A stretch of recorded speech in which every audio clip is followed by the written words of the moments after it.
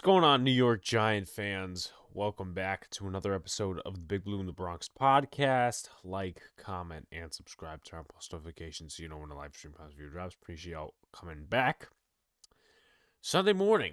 So I'm going to act like this is Sunday morning because I'm recording on a Saturday night and because of the schedule with me going on vacation to Florida this past week, it was really jumbled. But I gave a reminder out that it was going to be like that. So, with that being said, the game's in a couple hours. So, we're going to talk about that.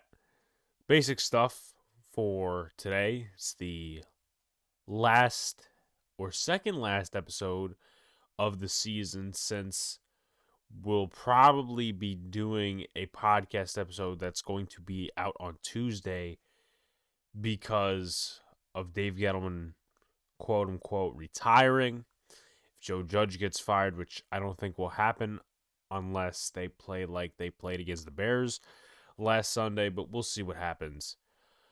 But we'll talk about Joe Judge's future at the end, basic game stuff. But real quickly, as I take a sip here,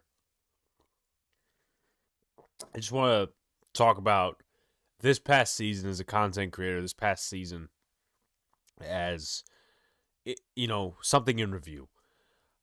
Unlike the New York Giants, this channel has made some internal progress, and I want to thank you guys for that. Shoutouts from content creators have really lifted this channel. More people watching, the watch hours going up, the subscribers going up very, very slowly. I reached 100 last January, and with that being said, we reached 300 a few weeks ago, and now we're at 336, 337, 338.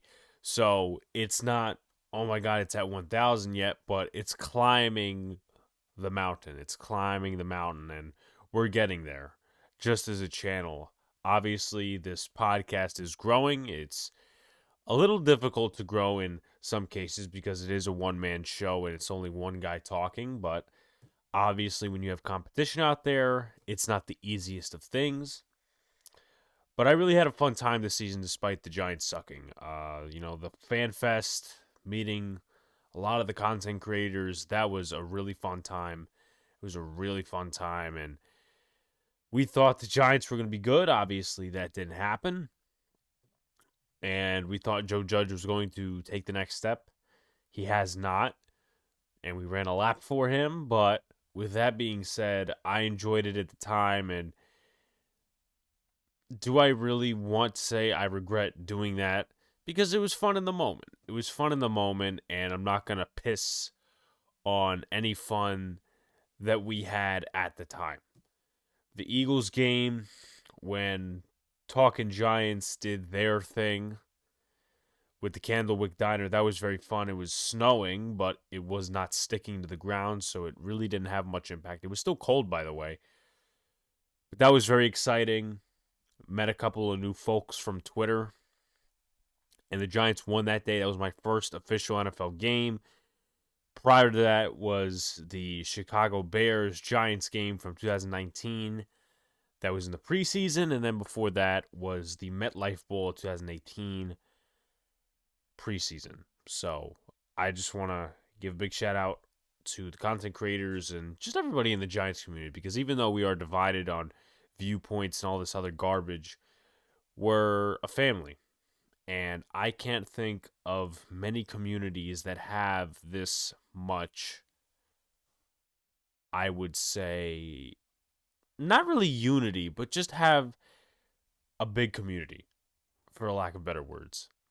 I can't really think of any other community other than some other stuff like the Knicks. Yeah, they have side talk, and the Yankees, well, you have Yankee fans and content creators and all that stuff, and I'm a part of Twin Bill now for NYY News TV, and that's just a big of a part of group of people.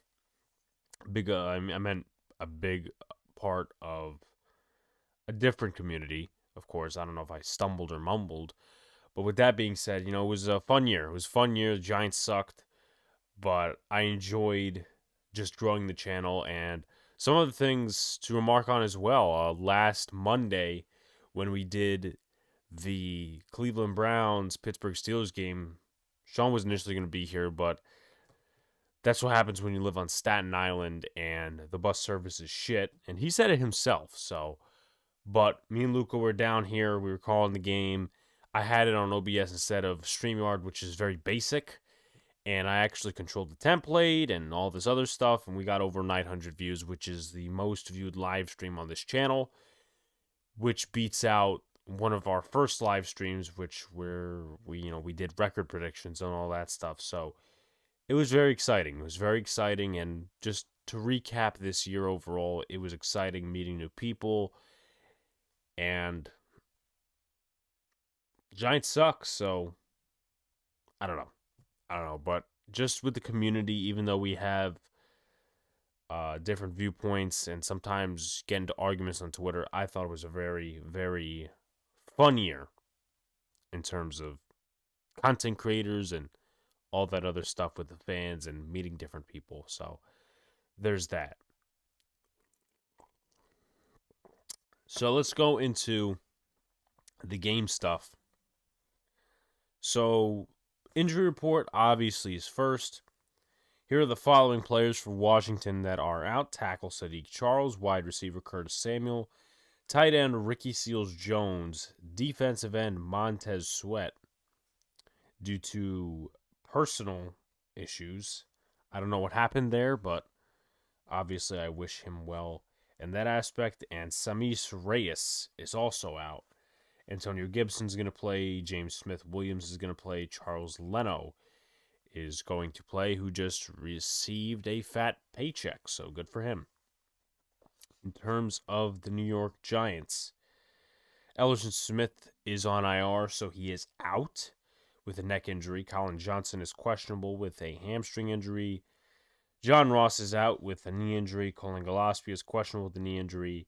Mike Lennon's out with a wrist injury, and Will Hernandez is questionable with an ankle injury. I don't think I missed anybody on that list. In terms of practice squad protections and elevations, the Giants I don't think can make any because they're at 270K right now in terms of cap space, and they don't have enough money to elevate somebody, which is really, really sad. It just shows where we have gotten to as a franchise, which I believe this is rock bottom. Unless we don't win a game next year, then that's completely rock bottom. But you've seen teams around the league do worse than us and sometimes do better than us, not by much, but those teams were expected to suck. We were expected to do good things this year. We were expected to at least have a shot at the playoffs. But for Washington, guard Zach Bailey, defensive end William Bradley King, safety Jeremy Reeves, and guard Nolan Laufenberg were protected. For the Giants, if it is true that they cannot elevate anybody, they will only have one quarterback. So, with that being Jake Fromm, and if he gets injured, we're all screwed. I mean, I don't know who would play quarterback. I think David Sills would play quarterback. If he's on the active roster, of course. We don't know if he's on the practice squad, if he's on the active roster. Let me take a look at that right now. He is not on the active roster. He's on the practice squad, so maybe Saquon Barkley will take a couple snaps at quarterback or just in the Wildcat. But for the practice squad protections, Brian Lewerke, David Moa, Natural Jameson, and Amari Cobb. For the rankings, Washington, total yards per game. We obviously start with offense and go to defense. I'm not doing positional matchups because we've seen Washington before. Total yards per game, 20th. Passing offense, 20th. 15th in rushing offense, 23rd in points per game. Defensively, very disappointing for them this season. That was supposed to be one of the best defenses in the league, and it really didn't live up to the hype. The rushing defense is 8th, but compared to the other stats, not great. 27th total yards per game, 30th in passing defense, and 28th in points per game. The New York Giants offense was supposed to take a step up, obviously didn't happen. Jason Garrett, injuries, offensive line, Daniel Jones, weapons, whatever the case may be. The Giants did not take that next step. So They ranked 31st in total yards per game. They finally got into the 30s because there was a couple of games where we're just sitting there in the late 20s, and that was because we started on a somewhat decent level of offense, and then we just sunk. Passing offense, Giants ranked 28th. Rushing offense, they ranked 26th. And points per game, they ranked 31st. The Jaguars are the only team worse than the Giants in that category. I believe the Texans are the only team worse than the Giants in the total yards per game category. In terms of the defense, Giants ranked 20th in total yards per game, 17th in passing defense, 23rd in rushing defense, and 23rd in points per game. So just some things to look for, players to watch. Taylor Heineke on the season, he has 3,299 yards, 20 touchdowns, 15 interceptions, 65.5 completion percentage. So he's a game manager at best. I think he's a little bit overrated by a lot of people, to be quite honest with you, because people see the way Daniel Jones plays on occasion. Obviously, it's not good. People be like, oh, Taylor Heineke's better. I don't think he's better. I don't, because that touchdown-interception ratio should not be that close, in my opinion. And he really has some bad moments. He really does. So that's Taylor Heineke. In terms of the rushing game, Heineke is actually their second leading rusher. Antonio Gibson is first. And if he has over 109 yards on the ground against the Giants, he gets over 1,000. But he has 237 rushes, 891 yards on the season. Total of 6 touchdowns, 3 fumbles lost, and about 3.8 yards per carry. So that's a little disappointing unless they use him in the short yardage situations. But the way you're looking at both offenses, you're probably not feeling any good about it. In terms of the receiving game, Terry McLaurin is very, very close to the 1,000-yard mark. He's got about 40 yards away, so maybe the Giants have a personal goal of just putting him under the 1,000 mark. They did that with Ezekiel Elliott last year in the rushing category, and they did that with CeeDee Lamb last year in the receiving category, so will they do it again? We'll see. I really don't have any hope for that, but it is what it is. We're at the end of the season. 73 receptions, 960 yards, 13.2 yards per reception, about 5 touchdowns. Of course, if I'm reading that correctly. J.D. McKissick is the second leading receiver. Total of 43 receptions, 367 yards, 2 touchdowns, 9.2 yards per reception. Adam Humphries is their second leading receiver.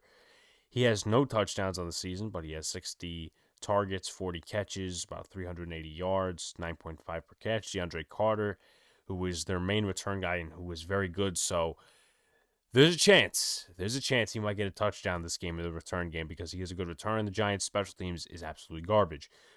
Total of 24 receptions, 296 yards, and total of 3 touchdowns. Antonio Gibson has 3 touchdowns in the receiving game, 41 receptions, 289 yards. I'm looking at it from a distance, of course, 9 per reception. Then John Bates, Cam Sims, Logan Thomas caught a couple of touchdowns as well. They're in about 200-yard mark of receiving. So for the defensive side of the ball, as I said, very, very underwhelming. Jonathan Allen has 8.5 sacks, 10 tackles for loss, 28 quarterback hits, 32 quarterback pressures, no interceptions, nothing like that. But I think he only missed... Actually, no, he didn't miss a game. He started all 16, so he's very dependable in that aspect. I was thinking 18 weeks, and it says he started 16, all 16. So I'm like, wait a minute, this doesn't add up. But obviously, I rethought it, and he started every game. Montez Sweat's going to be out, so there's no necessarily, need to go into Montez Sweat. Kendall Fuller, he's been a decent corner this year, not like last year where he had probably a better year. He started more games this year, 1 interception. Quarterbacks are completing 68.2% of their passes against him. He's given up 769 yards and 3 touchdowns. The passer rating isn't bad at 94.3. 2 pressures, 74 tackles in total. And then Cameron Curl, just one more person I'd like to look at. He started 13 of the 15 games he's played in the season. They are completing 62.5% of their passes against him. 347 yards, giving up 3 touchdowns and a 97.8 pass range. So that's not too terrible. That's not in the hundreds, but it's getting there. So that's that. All right, so let's go to questions to answer. I have 3 on offense, 3 on defense, and then 1 just as an honorable mention because there was some news this week about something this guy said in regards to head coaching positions and what his future would possibly be about. But anyway, offense, number 1, will Kenny G catch his first New York Giants touchdown? I don't think it's going to happen. I think he's going to have a touchdownless season. It's very sad. It's frustrating for him because he was signed to all this money and all he wanted was a couple of touchdowns and some meaningful wins, meaningful receptions. I don't think he's ever been a part of a winning team. So he was drafted in 2017. That team went 9-7. So yeah, that was a winning team, but they didn't make the playoffs. And this team was destined, at least so we thought, to make the playoffs. Didn't happen. So I don't think Kenny G will catch his first Giants touchdown. And if the Giants actually get a touchdown, it's going to be very, very surprising to me. And if Jake Fromm does terrible, well, you have no backup quarterback. Unless the Giants have enough money to elevate Lewerke. But then again, the alternative is garbage. Is this Saquon's last game in a New York Giants uniform? I don't think so. I don't think that there's going to be a very good market in terms of trade for Saquon Barkley next year. I don't think that there's going to be much of a market.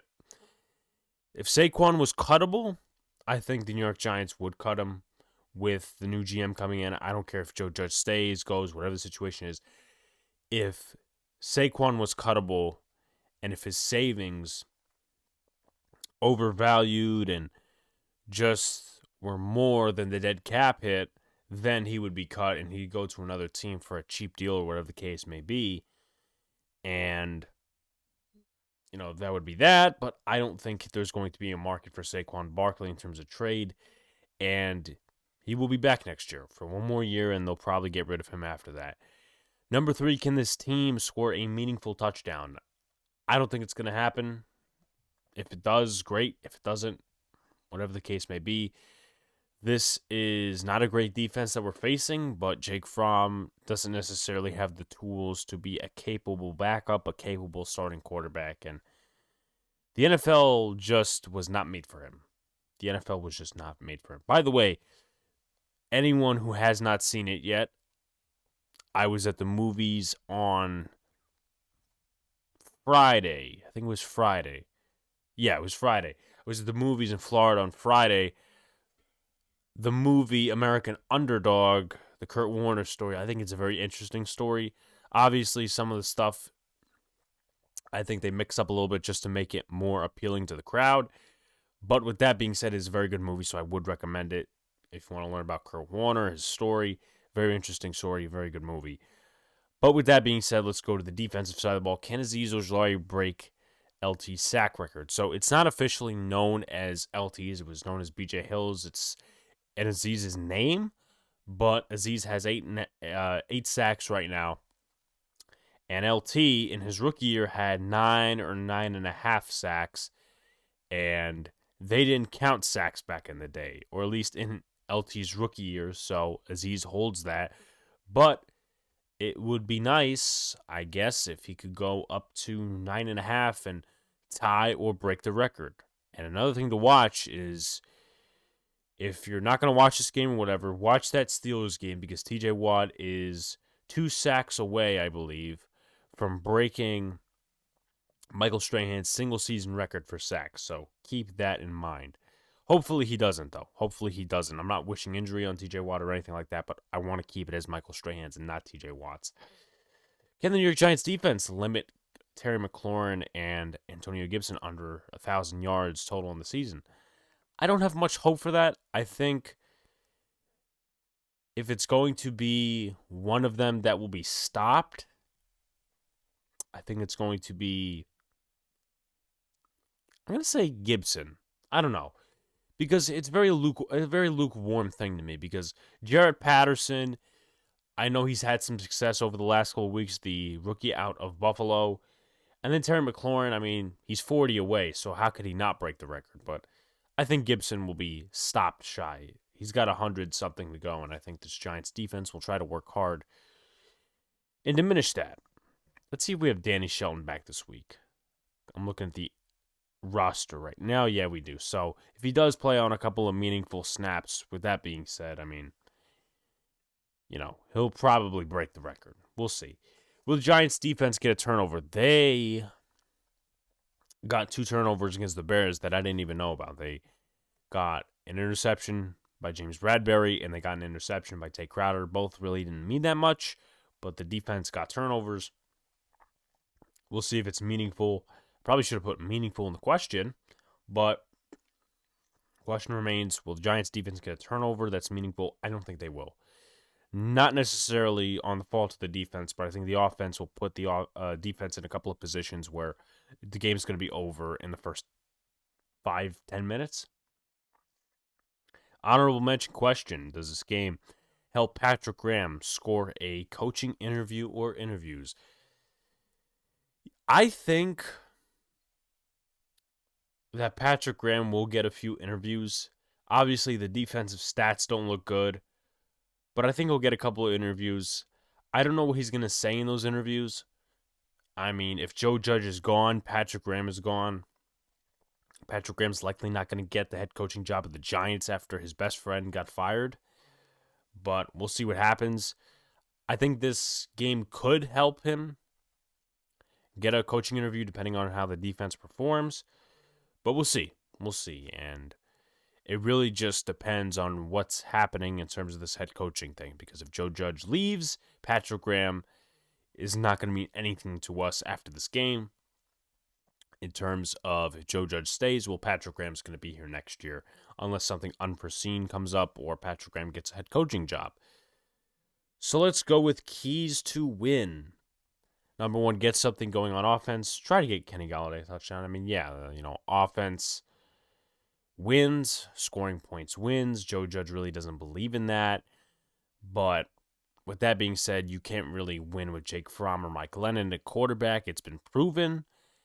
And just get something going on offense. If it's the running game, if it's the passing game to a certain extent, just get creative. Just get creative because, we get it. Mike Glennon and Jake Fromm are terrible quarterbacks, but try to do something, Freddie Kitchens. Try to do something, offensive coaching staff, where he's not just drowning in quicksand the whole time, where maybe he has a hot route or he has a crossing route he could just hit. Don't make him drown and say, oh, well, he's just a bad quarterback. I have nothing to do with it. Because realistically, we don't know that Freddie Kitchens may or may not be coming back next year. Number 2, stop the run. That probably goes along with the lines of just stopping and preventing Antonio Gibson from getting to the 1,000-yard mark and Jared Patterson. I know he's been a factor of late, so you could stop the run that way with those 2 primary backs. And then number 3, if your offense can't do anything, get a pick 6 or a defensive touchdown. Yeah. The pick 6 obviously was Xavier McKinney, back in week 9 against the Las Vegas Raiders. And that was our only defensive touchdown of the year. But that's what happens. And I'm not saying, totally that, oh my God, they have to get 7 pick 6s in a season. No. But the Giants defense, it's not totally their fault this season because, well, the offense was just historically bad. This is probably one of the worst offensive seasons in history, and this team, just as a franchise, probably isn't good scoring points, put aside a couple of years in history. So let me take a sip real quick, and we'll talk about another topic. Okay, so let's talk about our favorite guy, depending on how you feel about him. Feel he should come back, feel that he shouldn't come back, or whatever the case may be. So I'm trying to get my papers here. I apologize. So, the question remains, will Joe Judge be fired? What is the future of Joe Judge? We know Dave Gettleman's going to go. Whether it's retiring, whether it's going to be, just him getting fired, which is highly unlikely. He's not going to come out for a press conference. He's going to be fired. We all know that. Fired, retired, whatever the case may be. He's going to be fucking gone. He's going to sail off in the sunset, whatever. So he'll be gone. Giants will be looking for a new GM no matter what, whether it's Kevin Abrams or Dorsey or Scott Pioli, all these other guys. We'll talk about that probably when it comes time after next week, and we'll get into it probably in an episode or a video, whatever the case may be. So, with that being said, what's the situation with Joe Judge? What's his future like? So, here are the circumstances that he is faced with. Well, second year of him working with Dave Gettleman. David Gettleman's going to get fired, retired, whatever the case may be. He's just going to bye-bye. Bye-bye, Dave Gettleman. But, with that being said, you have a new GM coming in, most likely. You have the precedent of your franchise firing a coach every 2 years, the last two coaches. Ben McAdoo, I thought he would probably have gotten a third year, depending on a couple of circumstances, because obviously had the Eli benching, and if it wasn't for that, the locker room was turning on him. And that would not have been a good thing, and John Mara probably would have taken action at some point, maybe not in the right way. That can be debated over a long period of time. We're not going to waste any time with that, but also Pat Shurmur, which I believe was, I would say, just record-based and New York media pressure-based, the ESPN talking heads and stuff like that. Listen, Pat Shurmur was not a good head coach at all, but it just didn't make sense. Yeah, let's draft a quarterback for him and then fire him. I mean, you really can't do two things at once. And yes, the defense was a huge problem, but you can't win how many games and develop a rookie quarterback at once. That's just not possible. Obviously, the New England Patriots are doing it in a different way with Mac Jones, and we know the situation there, but with Pat Shurmur, it was not happening. So, there's that. Injuries plaguing the team, no capable starting quarterback. So, half of this you can actually blame on Joe Judge. At least according to Giant Insider and a couple of outlets, and people try to make excuses for Joe Judge. Oh, what are you talking about? It's just Dave Gettleman. I blame it on both of them. Obviously, Jake Fromm starting was never the direction of this franchise, was never intended to happen. But Mike Glennon was signed by the New York Giants to save costs. Colt McCoy, who obviously started a few games this past year in Arizona, was a cheap option, and he was a better game manager. Now, were some of his physical traits off? Yes, he didn't have the arm strength and some of the other things that Mike Glennon has, but Mike Glennon has a turnover in every game that he has played. Colt McCoy didn't, I don't think. He had one in the Seattle game, which was the interception that Evan Ingram dropped, and it was in the hands of Quandre Diggs. And then you had the Browns game, which there was no turnover there. The Giants just couldn't score points. But with that being said, he was just a better game manager overall. Not necessarily turning over the ball every play, and, it is what it is, but the Giants wanted to cut costs. They didn't want to go after a guy like Jameis Winston or some of these other guys that were on the market, and there were some backup quarterback options. Andy Dalton was there. Joe Flacco was there. A couple other guys were there. So there was some options out there that are better than Mike Glennon, and they did not pull the trigger. They decided, hey, let's cut costs.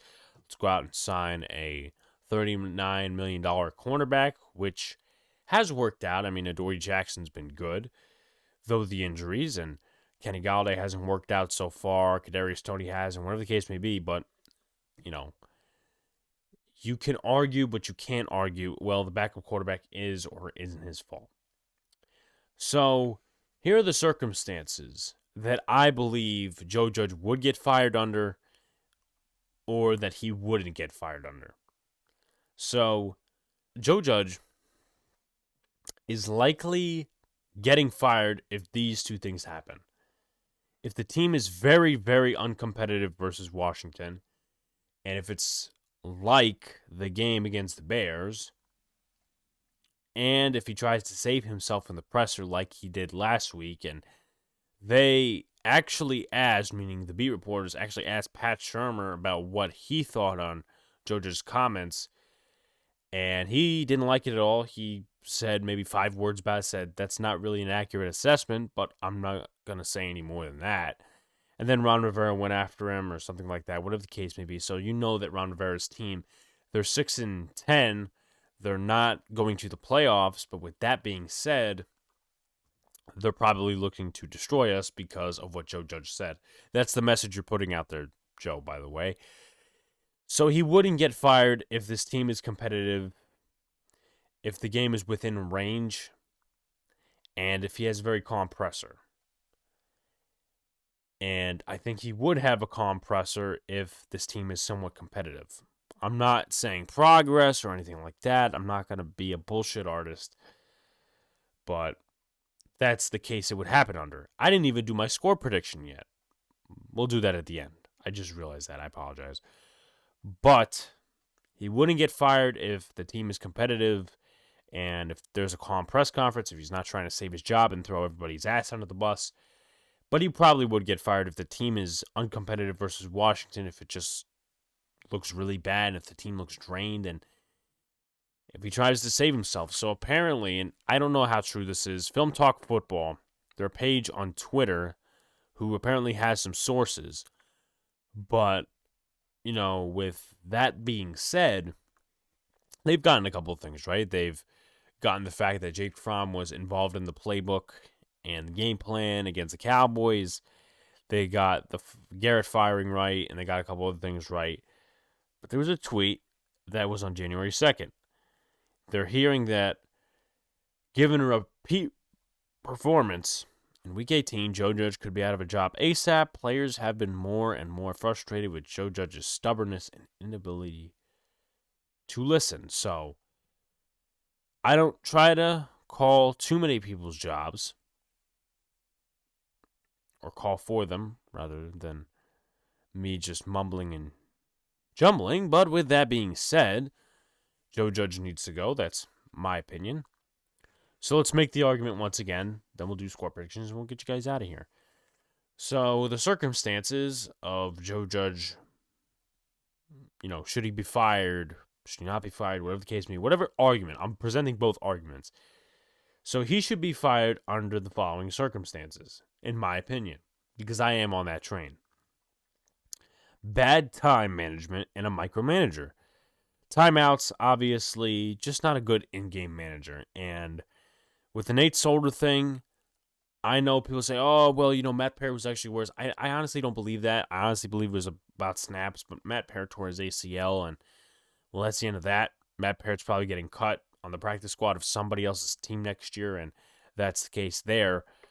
But just as a talent evaluator as well, like Danny Shelton's better than David Moa, and David Moa is a young cat, may be good, may not be good, but you put in Danny Shelton, who gets bulldozed on every double team.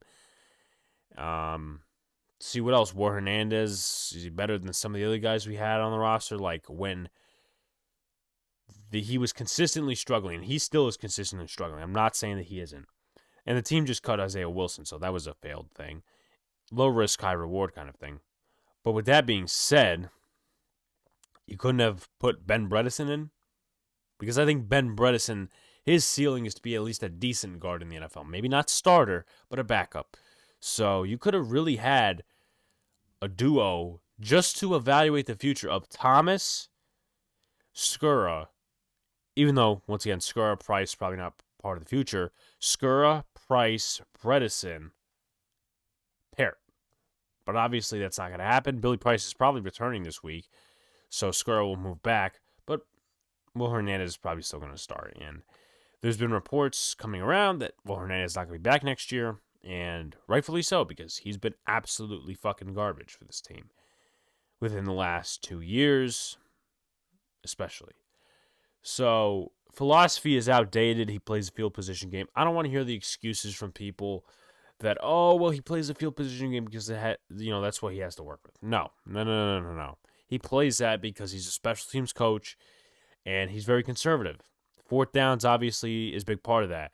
But, we got to play the field position game because we got to depend on the defense. What's the point of depending on the defense if your offense is not going to score points game after game after game, after drive after drive after drive? What's the point of that? And the worst part of it is that despite the offense being terrible, you have a punter who sucks. I honestly believe some of that is Joe Judge's fault because Riley Dixon was at least a decent punter when Thomas McGahee came here with Pat Shurmur. And then when Joe Judge came in, Dixon started punting like garbage. And then you have a very garbage special teams unit, so that doesn't make it any better. That's what I'm talking about with the philosophy being outdated, the field position game. That's not the game you play in today's NFL anymore. Scoring points is the game you're supposed to play. That's the key to success. That's the key to being a contender, as long as you have a decent defense. And he really puts a cap on the offense progress. We've seen in games where Jason Garrett or Freddie Kitchens has really made some bad play calls. But you take a look against Washington, you take a look against the first time we faced the Philadelphia Eagles, where we played prevent offense, and the first game we lost, and the second game we almost lost. We were down by... No, actually. We got the interception. Let me go back to the first game before I start thinking in 700 different directions. So the first game, interception by Bradbury. We run it twice, and besides that one big run from Barkley, the running game wasn't doing anything. So it really would have been more productive just running with Devontae Booker. So they could have ran with him. But anyway, they ran 2 plays, and Daniel Jones was behind Sterling Shepard in his 4th down, and they have lots of time on the clock, Washington. So the Giants end up kicking the field goal, and that's Jason Garrett, that's Joe Judge, because they're very conservative. You look at the first game of Freddie Kitchens, it was 13-7, and the Giants had an opportunity to go ahead and just run out the clock, get at least 1 first down, and you kneel down the rest of time. And they didn't do that. They punted, and Philly went down the field, and because Jalen Reagor dropped a game-winning pass, we won that game. And that was the first game I was at. It's great, but you know what? Let's look into the specifics of it. Conservative, very prevent offense like. So there's that. Every team has injuries. It's about the depth you have. And obviously, that's not totally on Joe Judge, Dave Gettleman, obviously. But I look at the first 4 games. Really, the first 3. All of them were so winnable. The prevent offense, not playing great against the Falcons, a team they really should have beaten because the Falcons took an ass beating from the Bucs in week 2. And the game was 17-14, so the defense was playing good. The offense was not. They literally got a absolute gift on a pass interference penalty on a good drive, with a couple of penalties on that drive, I think. So there's that. You have the Denver game where the defense, wasn't playing great, but the offense wasn't necessarily doing the greatest things either. So there's that. And they scored 7 points that were... let's see, meaningful. So the first 3 games, I just look at and say, yeah, you could say all the injuries and all that, but you know what? You take a look at the first 3 games and don't give me this extension of the preseason crap because, well, you had a preseason. You knew what the league was going to do, and you were just unprepared. I get it. Teams start out like shit, and sometimes it's not how you start, it's how you finish. But with that being said, you can't really say that when this team's been garbage all season. Sorry. GM head coach timeline. This is really more on John Mara. And also can be influenced by the job that Joe Judge does and Dave Gettleman and the GM and whoever. But you have to get the GM head coach timeline right. That's one of the more prominent reasons Giant fans really want to fire Joe Judge. Just because of that and also the other shit that I just talked about. But if you really want to have a head coach on the hot seat with a new GM, you're basically punting the season. You're basically saying, okay, well, this, and this. It doesn't make any sense. Having a GM and head coach not on the same timeline, not brought in at the same time, doesn't make any sense. Because people that are calling for Joe Judge to come back next year, what the new GM is going to have to do is that he's going to have to bring in more players for Joe Judge. And then if Joe Judge gets fired, he's going to have to get rid of those players for the head coach that he hires. So it's going to be the second year of that GM and the first year of the new head coach. It doesn't make any sense. And there are a lot of candidates out there that are good candidates both for GM and head coach. And another thing is, well, what if keeping Joe Judge really restricts your list of general manager candidates that are not willing to work with him? And you never honestly should fit a GM to a head coach. It should always be a head coach to a GM, because the GM has the higher power. They evaluate the talent, and they basically run the show with the scouting department. Hopefully, in the next regime, whenever the hell that's going to be, we get some of these assholes out of the front office like Chris Pettit, Chris Mara. Obviously, that's probably not going to happen, but Chris Pettit, some of these other guys in the front office who have really just destroyed the Giants in terms of scouting and player personnel the last couple of years. Hopefully, they're just gone. But you really have to have that general manager, head coach sync. You have to, because what if they go out and hire this dude, Dave Ziegler, I think his name is, from the Patriots, right? And Joe Judge gets fired. What is he going to bring in? Josh McDaniels as his next head coach after Joe Judge is gone? Doesn't make any sense at all. And then you got the talking heads on WFAN. Oh, hire Thomas Dimitroff as the next GM. No. Why do you think that team in Atlanta, besides Dan Quinn, has been shit for so many years? Because he was just bad as a GM. Talent wasn't good on that team. I don't understand what these people are thinking. Doesn't make any sense. Doesn't make any sense at all. And then making excuses just overall to justify losing and clapping for progress. Yes, we got to clap for progress. 4-13, probably going to be. Yeah, I mean, that's just comes with pressure stuff. I got to look at the tape, whatever. So here are the only three arguments I could possibly make for Joe Judge coming back. He's not gotten all of his players in the last 2 years. I get that. And I know I'm trying to advocate for him coming back in this set of circumstances on this side of the argument. But sometimes you have to work with tools you necessarily did not buy. It's with some of the tools that really Joe Judge has brought in, they have not worked. Danny Shelton hasn't worked. And once again, going back to the tools argument, you're not really evaluating those tools very good. Well, Hernandez is still playing meaningful snaps. Danny Shelton, Nate Solder, all these other guys, right? So there's that. O'Shane Ximines for a while in the first half of the season. So once again, there's that. Mike Glennon and Jake Fromm as starters. Once again, that goes on both. But you can't necessarily blame all of that on Joe Judge, because that's cutting costs. And Jake Fromm coming in, and you can't win games with Jake Fromm. You can't win games with Mike Glennon, especially with the set of circumstances that they're put around. Offensive line, wide receivers constantly being out. And then no offensive line, no pass rush the last few years. That's on Dave Gettleman, but it's also on Joe Judge. More on Dave Gettleman, more on this team just generally, because no offensive line for the past 10 plus years, no pass rush. So there's that. But just overall, I want Joe Judge gone. We'll see what happens on Monday, Tuesday, and obviously I'll have a podcast episode out then. In terms of game predictions, take a sip real quickly, because God knows I need to. Washington 17, the Giants 3. I don't think Washington scores that many points against us because they're a bad offense. And I just think that the Giants' offense is going to be bad, and the defense will try to stop Washington in a couple of different positions because of the offense being so bad with Jake Fromm at quarterback and all these other things. But with that being said, Giants have a ceiling of 3 points. Maybe I'm wrong. And I mean meaningful points, not like, 17 points and garbage time, all this, blah, blah, blah, blah, blah. No. 17, Washington, 3 points as the ceiling for the New York Giants. But if you guys haven't already, like, comment, and subscribe, turn on post notifications so you know when a live stream pops video drops. Appreciate y'all coming back. Podcast episode should be out on Tuesday, and I don't think that I'll have a podcast episode out on Saturday. I think it will be another Sunday thing. I'll let you guys know during the week. But give us a rating on Apple Podcasts. Give us a rating overall.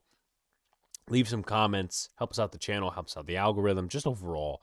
we'll definitely have more content coming out through the off season and Yankee content as well. Boys in the Big Apple returns on the 18th, so we'll be back for that, talking a lot of sports and more live streams as well. I'm planning to stream possibly a few playoff games because that obviously helped the channel a lot. So, yeah. Peace out, guys. See you later. Stay cool.